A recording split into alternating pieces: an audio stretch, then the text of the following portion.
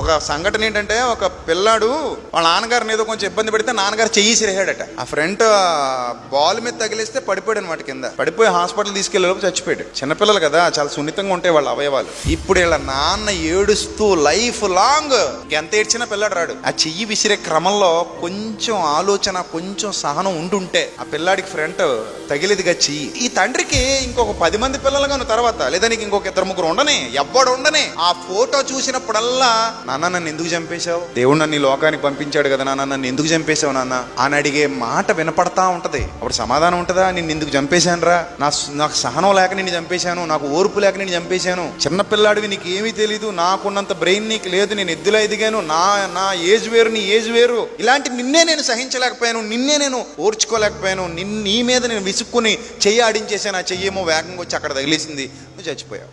విసుగు అనేది ఎంత ప్రమాదం అంటే చాలా ప్రమాదం.